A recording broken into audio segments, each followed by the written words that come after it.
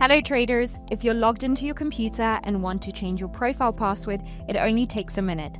Here's how to do it step by step right from your desktop. First, log into your account using your email and current password.